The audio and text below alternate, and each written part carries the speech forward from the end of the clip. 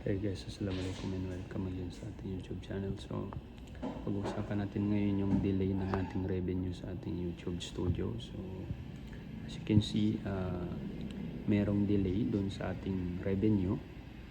So, i-check natin ngayon kung saan ang problema. Okay, so panoorin nyo ito, baka makatulong ito sa inyo. Okay, so nandito tayo ngayon sa ating YouTube studio sa Channel Analytics. So, i-check natin ngayon yung revenue natin. Ayan. So, as you can see, ang na-total pa lang is nasa August 8. So, yung 11 is processing pa. 8 to 11 is processing. So, ibig sabihin, hindi pa na-total yung kanyang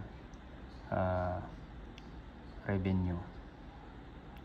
So, bakit kaya? Anong problema? So, i-check natin dito. Sir.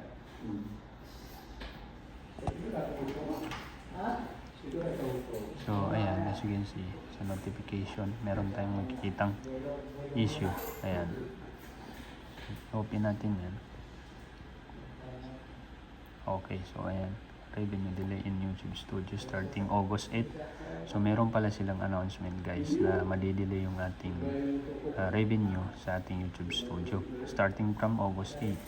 So, meron silang inaayos na system problem sa ating YouTube Studio. So, ayan. So, don't worry, babalik din yung ating revenue. Ayan.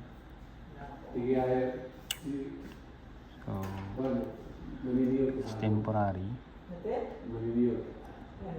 Our team is actively working. Ayan.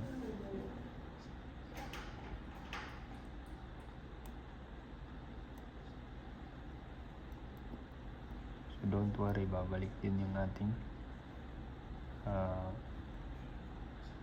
revenue. So, ito total nila yan.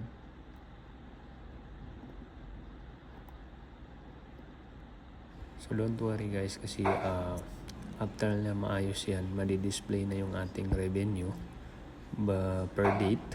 So, hintayin lang natin yung kanilang update kasi ibabalik din nila yan. So, kailangan lang talaga natin maghintay kasi nag-start pala ito August 8 until now. So, hindi pa rin nag-update yung ating revenue sa YouTube Studio. So, yun lang. I hope nakatulong ito sa inyo. Thanks for watching. And don't forget to subscribe to Amar TV for the latest videos na aking i-upload. Shukran and wassalam.